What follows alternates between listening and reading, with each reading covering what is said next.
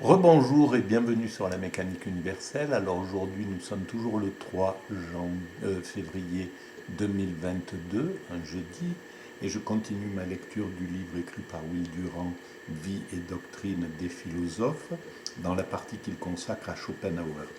Alors là c'est la partie religion. Donc les chapitres se découpent comme ça. Le début c'était caractère de l'époque, l'homme, le monde comme représentation, le monde comme volonté, le monde comme mal, la sagesse dans la vie. C'est celui-ci, le chapitre. La première partie de ce chapitre 6, la sagesse dans la vie, la philosophie. Ensuite, il y a le génie. Ensuite, la vidéo précédente, nous avons vu l'art. Et maintenant, la religion. Alors, je lis et je découvre en même temps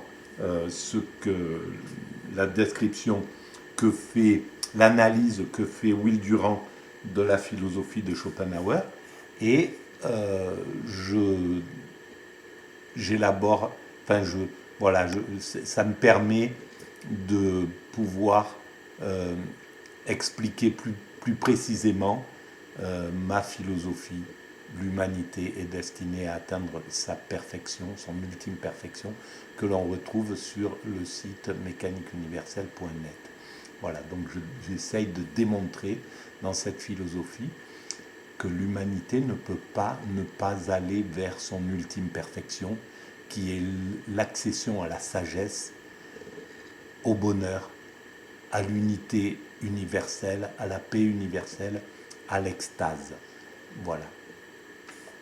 Donc je commence à lire. Il apparut à Schopenhauer que sa théorie de l'art, considérée comme abstention de la volonté et contemplation de ce qui est éternel et universel, était aussi une théorie de la religion. Dans sa jeunesse, il n'avait reçu qu'une éducation religieuse très sommaire, et son tempérament ne le portait pas à respecter les organisations ecclésiastiques de son temps. Il méprisait les théologiens comme ultima ratio ou dernier argument. Des théologiens, nous trouvons dans beaucoup de nations le bûcher. Je ne suis pas tout à fait d'accord avec ça, mais bon, c'est plus complexe que ça. Pour moi, les religions ne sont pas les plus criminelles, les plus torturantes dans l'histoire. Je pense que le monde profane, le monde des empereurs, le monde des rois, le monde, voilà, était beaucoup plus violent, beaucoup plus cruel que le monde religieux. Mais l'histoire le démontrera si j'ai raison. Et il appelait la religion une métaphysique pour les masses. Mais plus tard, il découvrit une signification profonde dans certaines pratiques et dans certains dogmes de la religion. La controverse qui se poursuit, écrit-il encore si vivement de nos jours, entre supranationalistes et rationalistes provient de ce que l'on manque de reconnaître la nature allégorique de toute religion. Et voilà, il a raison. Le christianisme, par exemple, est une philosophie profondément pessimiste. La doctrine du péché originel, affirmation de la volonté, et du salut, négation de la volonté, est la grande vérité qui constitue l'essence du christianisme. Je ne pense pas que ça soit une philosophie profondément pessimiste. Pour moi, ça n'est pas le cas. On poursuit. Le jeûne est un expédient remarquable pour atténuer ces désirs qui ne mènent jamais au bonheur, mais qui produisent soit la désillusion, soit des désirs nouveaux. Et il a tort là. Le jeûne, au contraire, peut amener à ça. La force qui a permis au christianisme de vaincre le judaïsme d'abord, et ensuite le paganisme de la Grèce et de Rome, réside uniquement dans son pessimisme, dans son aveu que notre état est à la fois profondément misérable et pécheur. tandis que le judaïsme et le paganisme étaient tous deux optimistes. Ils considéraient la religion comme un gage donné aux puissances célestes en échange de leur appui pour le succès terrestre. Le christianisme, lui, envisage la religion comme un dérivatif à l'inutile recherche du bonheur terrestre. Je pense qu'il a tort aussi à ce niveau-là. Je pense qu'il n'a pas vaincu le judaïsme. Il s'est déporté du judaïsme, tout simplement. Et malheureusement, son orgueil a conduit une partie du monde religieux, des hommes, c'est les hommes, c'est pas la foi, c'est pas le christianisme, parce que le Christ n'était pas contre le judaïsme, il était issu du judaïsme, il était du judaïsme.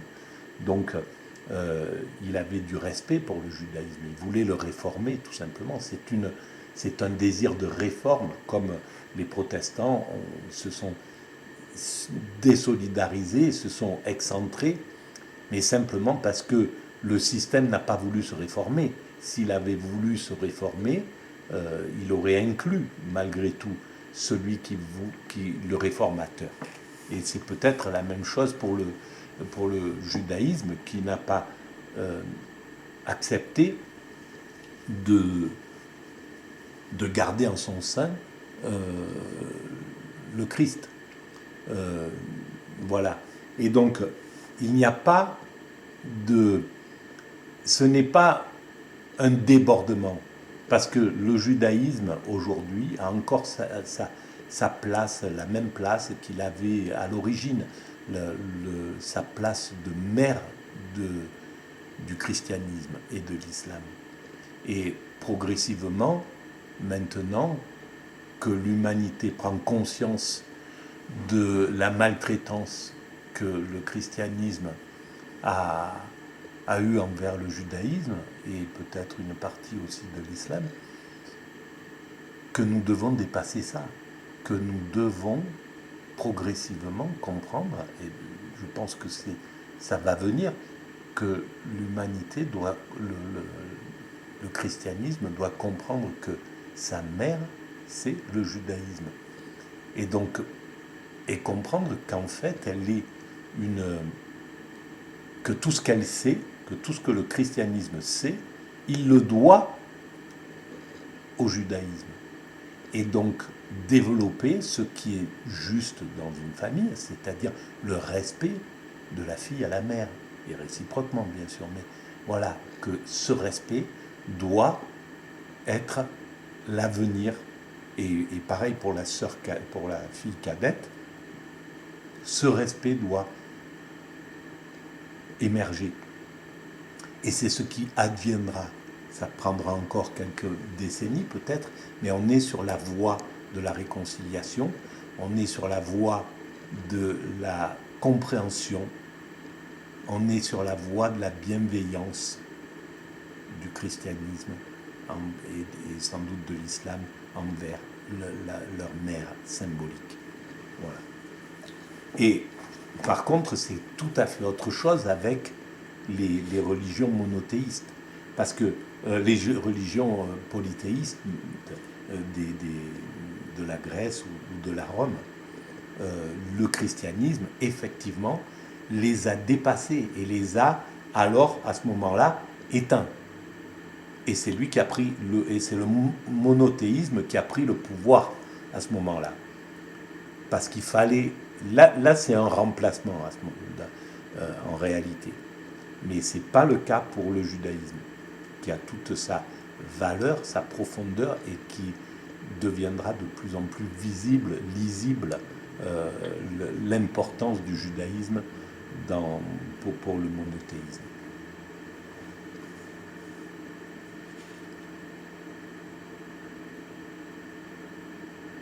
En face de la volupté et du monde de la puissance, il a présenté l'idéal de la sainteté, de la folie dans le Christ, qui refuse la lutte et soumet complètement la volonté individuelle. Alors oui, c'est évident qu'il a raison sur un certain sens. Au fond, le judaïsme est beaucoup plus adapté au monde tel qu'il est. Il ne préconise pas de devenir des saints tout de suite. Il pense qu'on va vers cette sainteté. Il sait qu'on construit, c'est lui qui a imaginé l'idée que nous évoluons vers cette perfection, vers le moment où le loup se couchera avec l'agneau, où la paix sera réalisée, où l'unité universelle sera réalisée. Et il y travaille depuis tout le temps, le judaïsme, à cette unité.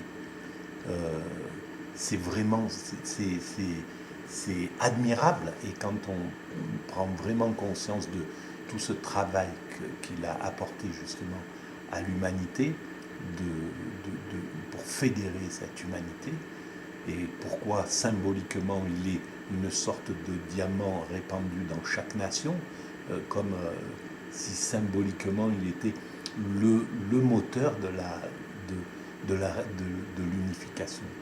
Et d'ailleurs c'est son rôle qui a été donné par Dieu en fait.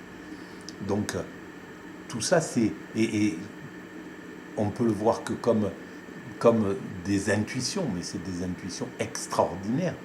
Et effectivement, pour le judaïsme, à mon sens, je ne connais pas assez la religion, les religions, mais intuitivement, je pense que le judaïsme comprend qu'il faut travailler, que dans ce monde, quand nous sommes, nous, des hommes constructeurs, nous sommes dans cette position d'hommes constructeurs, ce que j'écris sur la mécanique universelle, nous étions des primates naturels, nous sommes des hommes constructeurs et nous allons vers l'humain accompli. Et les hommes constructeurs, c'est ceux qui construisent cette perfection pour les humains qui, après nous, viendront, pour la finalité. Et donc là, c'est le travail qui compte. Donc il n'y a pas à préconiser de devenir saint. Et c'est là où le christianisme pourrait être considéré comme injuste dans ce sens-là, de vouloir contraindre les pulsions, etc. Mais c'était son rôle. Et son rôle a permis justement de contraindre les pulsions, de viser, de mettre la sainteté à l'horizon en permanence pour que l'homme ait cet horizon en vue et qu'il y adapte le maximum son comportement. Et le christianisme a permis, pendant deux millénaires, de vraiment aider l'humanité à contraindre ces pulsions négatives, ces pulsions qui abusent autrui, qui abusent ses congénères, etc. Donc, il est hyper important, le christianisme. Et c'est la même chose du côté de l'islam. L'islam aussi, dans ses règles, il essaye de contraindre le maximum, d'une autre manière, mais de contraindre le maximum les pulsions humaines pour que l'homme se comporte de mieux en mieux et qu'il soit beaucoup plus proche du spirituel que du charnel primaire, du charnel qui abuse son congénère. Voilà. Et le judaïsme aussi fait la même chose. C'est son enseignement, c'est l'enseignement qu'il donne à ses adeptes. Donc, l'ensemble de ces monothéismes sont de la religion du côté occidental, et c'est la même chose du côté oriental. On retrouve à peu près les mêmes trois tripodes. Il y a la mère, l'hindouisme, la fille aînée, le bouddhisme, la fille cadette, le zen, etc. Voilà, je pense. Moi, je le vois comme ça, symboliquement. Et c'est exactement la même chose. Et c'est pas pour rien qu'il y a une vision un peu proche entre le judaïsme et l'hindouisme, entre l'Inde et Israël, par exemple. Il y a quand même des rapprochements qui sont là. Peut-être il y a intuitivement, ils se sentent comme deux mères symboliques du spirituel. Voilà. Alors ensuite, voilà, en face de la volupté du monde de la puissance, il a présenté le christianisme, l'idéal de la sainteté, de la folie dans le Christ, qui refuse la lutte et soumet complètement la volonté individuelle. Ce n'était pas vraiment le cas, mais il fallait, voilà, Schopenhauer devait être un des premiers à contester le spirituel, la religion.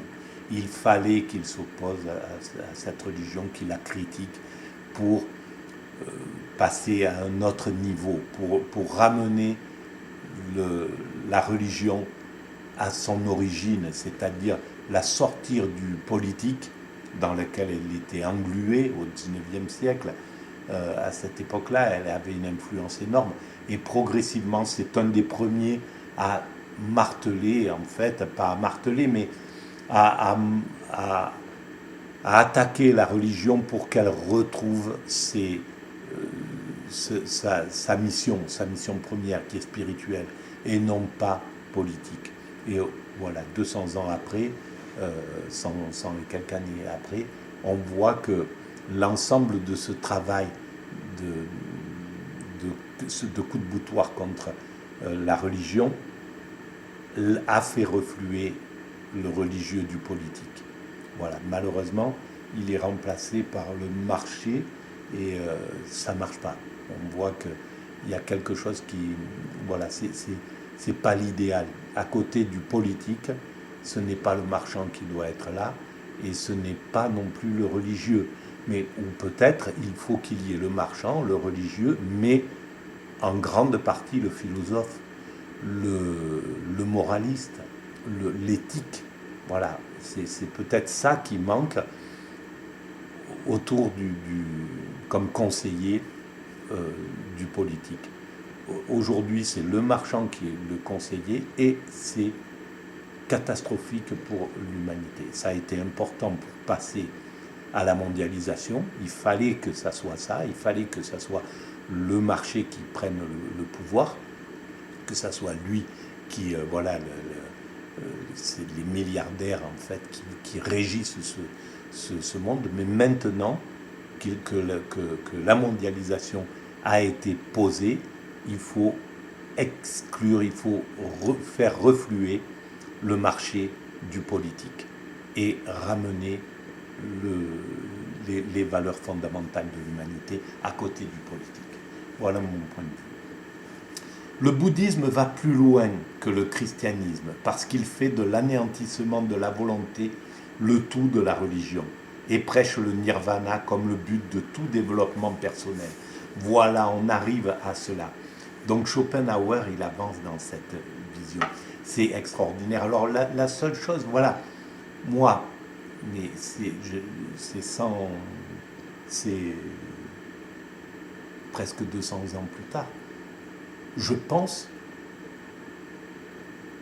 que le bouddhisme, comme le christianisme, comme le judaïsme, comme l'hindouisme, comme l'islam, sont aussi conscients de l'idée de cet anéantissement. Voilà. Donc lui, il va privilégier le bouddhisme pour des raisons sans doute psychologiques, pour des raisons peut-être de colère vis-à-vis du christianisme, je ne sais pas. Mais en tout cas, et c'est très bien, comme ça, il fait connaître le bouddhisme, le nirvana, mais le nirvana, l'anéantissement de la volonté, c'est ce qu'on retrouve dans le soufisme, c'est ce qu'on retrouve dans la béatitude, c'est ce qu'on retrouve dans le judaïsme, dans la débécoute, voilà. Donc, c'est pareil, il n'y a pas de différence. Simplement, il privilégie le côté bouddhiste des choses. Et tant mieux, voilà. Prêche le nirvana comme le but de tout développement personnel. Les hindous étaient des penseurs plus profonds que ceux de l'Europe. Non, aussi profonds. Parce que leur explication du monde était interne et intuitive, non externe et intellectuelle. Mais il faut les deux. Il faut la vision linéaire du judaïsme qui voit la fin des temps, et il faut la vision circulaire de l'hindouisme qui voit l'éternel recommencement. C'est très important qu'il y ait les deux, et c'est les deux qui font le tout de l'humanité. L'intellect divise, l'intuition unit. C'est pas le cas. On voit bien que le problème de la division est aussi important dans l'hindouisme, dans le bouddhisme que du côté des religions monothéistes. Les hindous comprirent que le moi est une illusion, que l'individu est un simple phénomène et que la seule réalité est l'un infini. C'est une vision qui est très juste. Mais l'autre vision qui fait que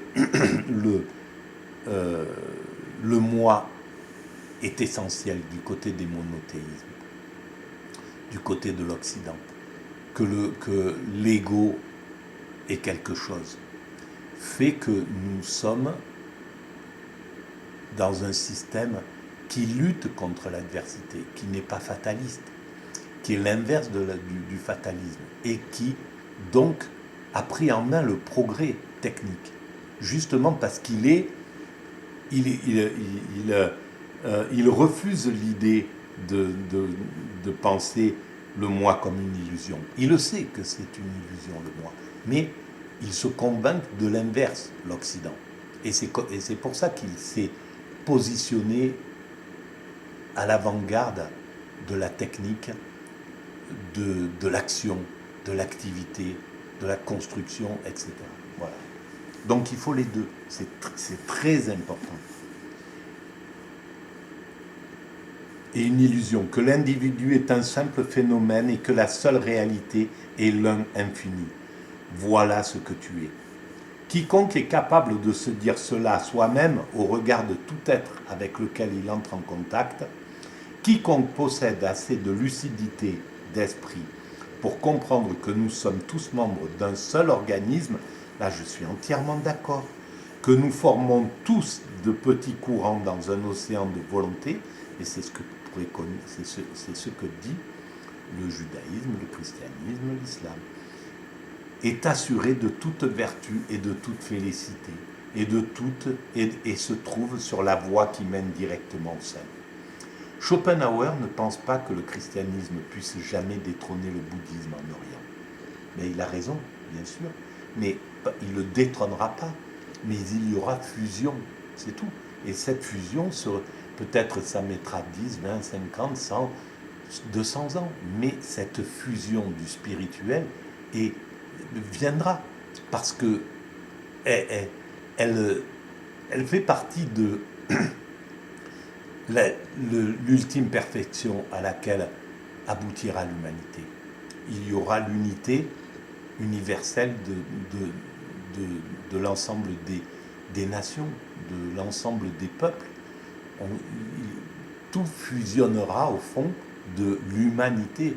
Nous appartiendrons à l'humanité. Il y aura un système universel, de gestion universelle du monde. Et il en sera fini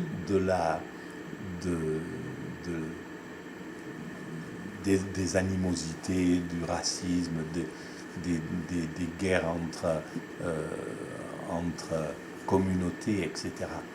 Peut-être qu'avant, il restera un principe de communauté, un principe de groupe, de clan, mais des clans qui seront à ce moment-là juste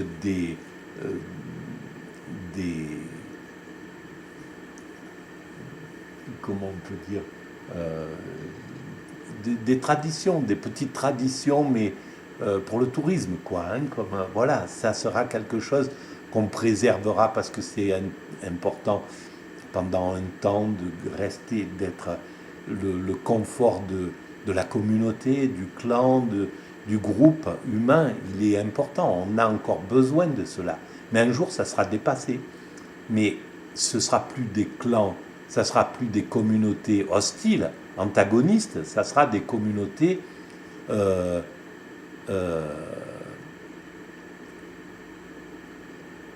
symbiotiques, voilà, qui chacune générera pour l'autre du bien, et réciproquement. Voilà ce qui attend l'humanité. Peut-être dans 100 ans, peut-être dans 200 ans, peut-être dans 1000 ans, je ne sais pas.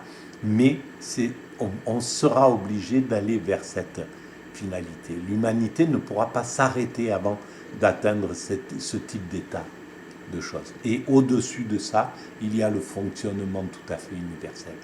Et dans ce fonctionnement tout à fait universel, c'est la rencontre avec le divin. Alors pourquoi, je ne sais pas. Mais c'est, voilà, quand la fin des communautés, la fin des groupes, pour passer au niveau vraiment universel, et où l'homme ne sera plus, aucun homme ne sera un loup pour un autre homme, donc il y aura une paix absolue et plus aucun danger à ce moment-là. Pourquoi on sera arrivé là? Je pense qu'on aura compris à ce moment-là pourquoi l'humanité devait s'extraire des primates naturels, progresser, évoluer et aller vers cette ultime perfection. Pour quelle raison? Pour l'instant, on n'en sait rien. Mais l'avenir, à mon sens, le découvrira. Et voilà.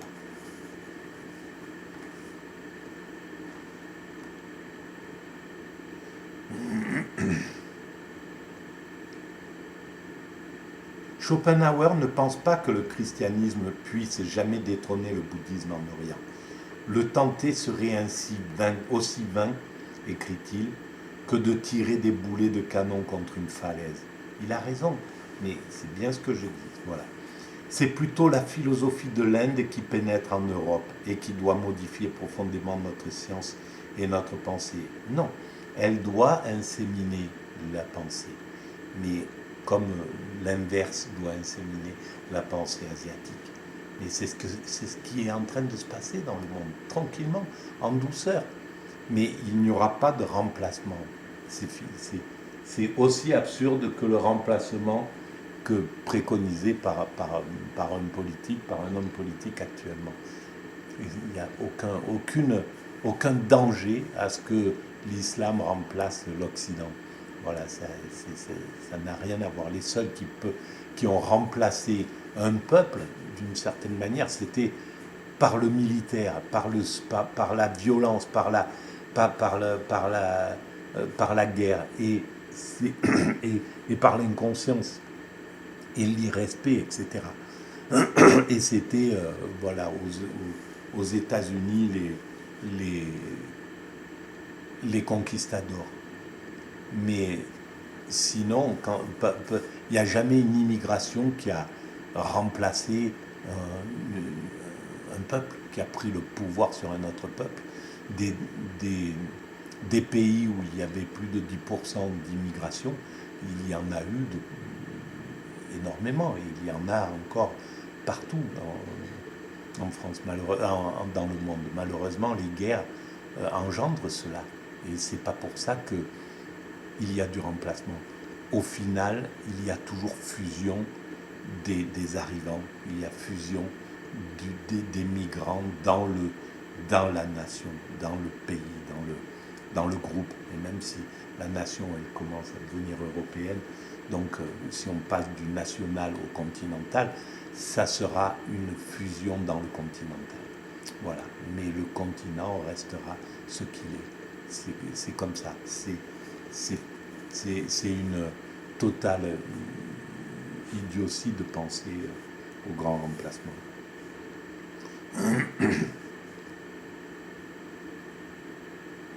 L'influence de la littérature sanskrite n'aura pas des conséquences moins profondes que la renaissance de la littérature grecque au XVe siècle. C'est très possible, c'est très très possible. Et je vous renvoie à un ouvrage que j'ai commenté, alors je ne sais pas si c'est sur YouTube ou sur Dailymotion, mais c'est des vidéos, il y en a plusieurs, sur la pensée hindoue.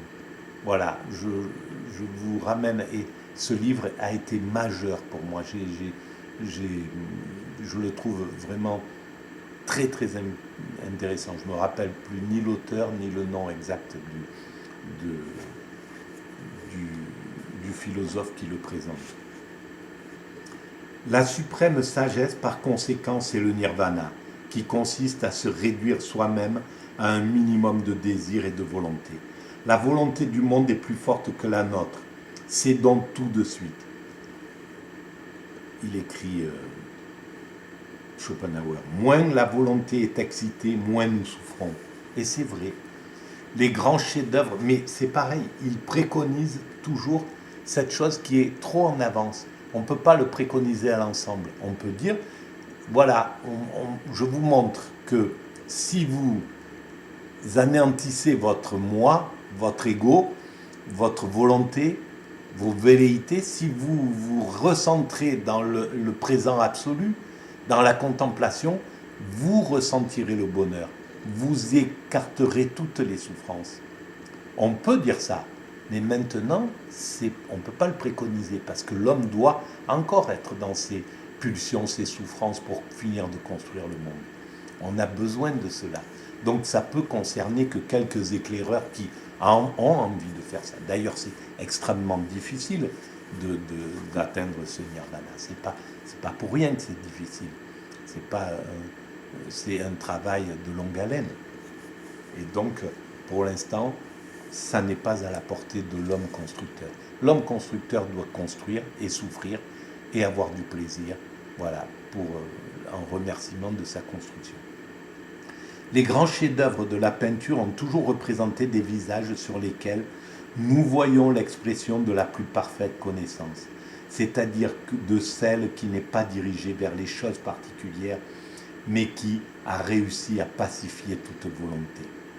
Cette paix qui surpasse toute intelligence, ce calme parfait de l'esprit, ce repos profond, cette inviolable confiance et cette sérénité, tels que Raphaël et le Corrège les ont représentés, constituent un évangile sûr et complet.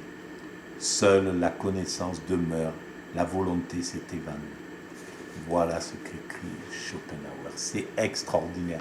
C'est un génie, ce cher Schopenhauer. Donc là, j'ai fini ce chapitre. La prochaine vidéo entamera le numéro 7, la sagesse dans la mort.